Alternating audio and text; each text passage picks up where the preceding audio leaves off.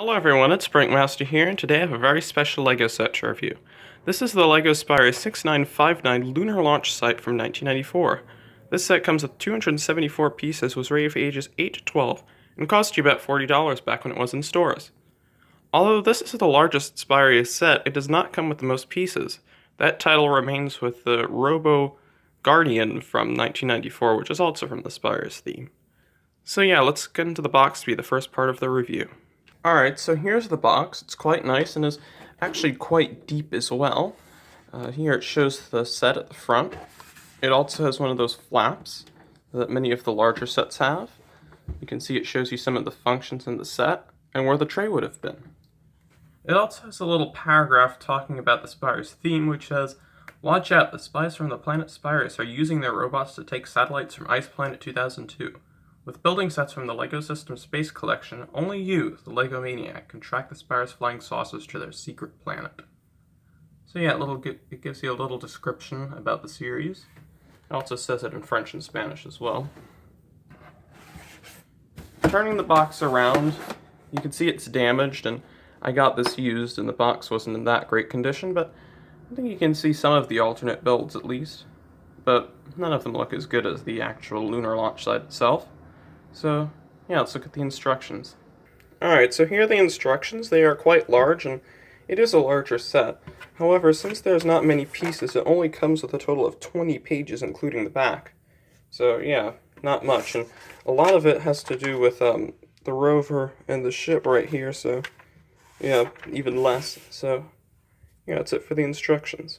LEGO does give you some pretty nice minifigures in this set. There are 3, the Spyrius Chief, a regular Spyrius agent, and a robot. So, yeah, this is the Spyrius Chief. You've seen him before if you've watched my other Spyrius reviews, but this is what he looks like.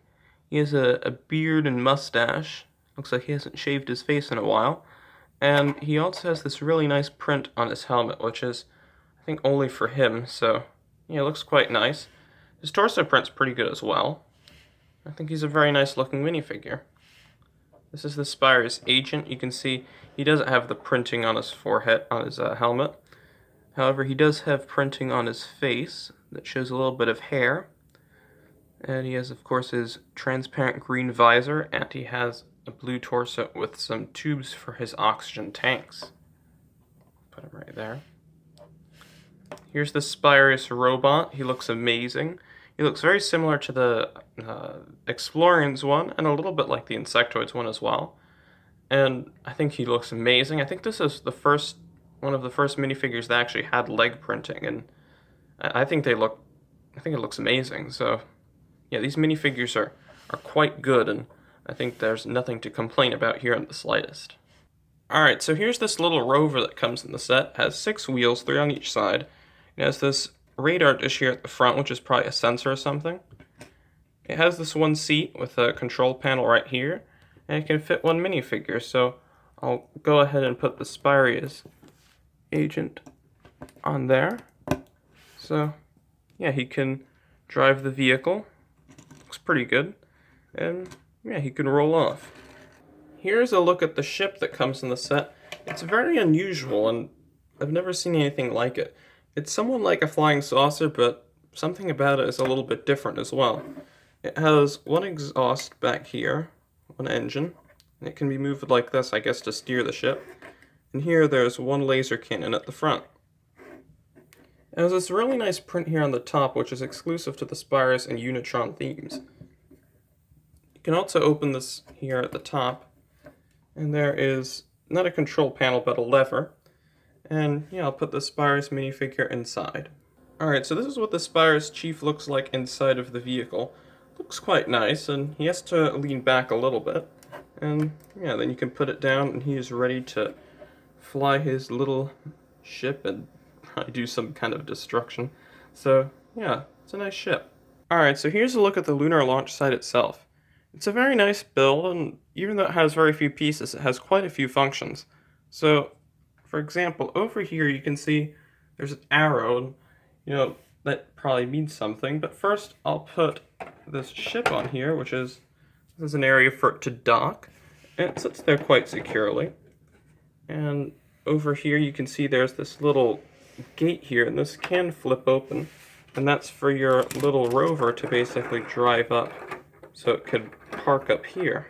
So yeah, it's a place for your little ships to go. However, you can see that there's a little bit of a crack right here, and so what you're supposed to do is you're supposed to pull this forward, and there's a rocket inside of the mountain. I think this is a really cool idea, so you can really hide your missiles so no one can see them. And I'll just take the missile out so you can see it a bit closer. It's a pretty simple design, but I think it looks really good.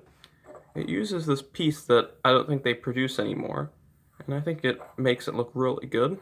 And it just sits inside of there quite nicely. So yeah, you can play around with that. I think it's really neat. And there's also this antenna right here on the mountain as well. So I'll just turn this around a little bit so you can see the back of the base. And right here there's this radar dish that can move a little bit. And you can pull it back, and you can see there's this little control center right here. There's this one box that can open that has one of those, I always call them futuristic looking iPads or motherboard pieces. And that's what it looks like, and I think it looks quite good.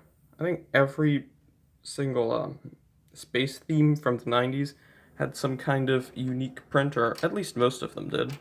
I know Insectoids, UFO, RoboForce had them.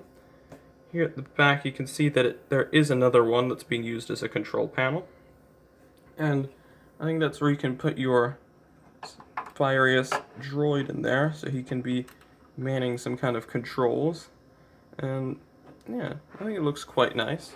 You can see some other controls here on the side that are a little bit hidden.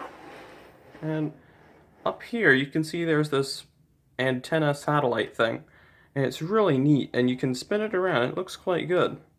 It's one of my favorite features of the set, actually, because it moves very smoothly, and all you have to do is spin this little 2x4 cylinder piece, which I think is a nice idea. You can also see some tubing going on here, probably so you can get the radio waves onto your computer. So I think that's a nice idea.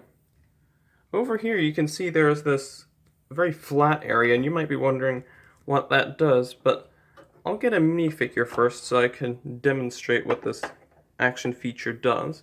So this is probably used if the Unitron are trying to get rid of the rocket or try to dismantle it. So what you do is you pull this lever over here, and you send, well, in that case, most likely your Unitron person, but in this case the Spyrius robot, into this pit below. It's really dark, and I really like the atmosphere of it. I think it's a nice feature as well.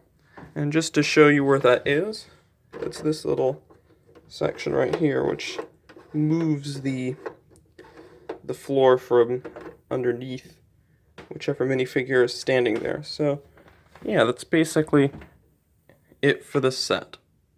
Alright, so for my overall thoughts of the set, I really like it. I think it's a really nice build, although it doesn't really have many pieces, and that might be something that people complain about because it has the base plate, this large wood screen piece, and these rock pieces. I think it's a really nice set. I think Spyrius is a great theme that I think is a little bit underrated. And I now have the 2 robots and this base, so the only set that I really would like to get is the Saucer Centurion. I think it's a really nice ship, and hopefully I can pick it up sometime. But anyway, I suggest you pick this set up. I think it's really great. I think your Spyrius robots need a base, and I think that's pretty important. I would pay up to maybe $70 for this. I got this for $60 with the box and the instructions, and I think it was a pretty good deal. It's $20 more than it originally cost.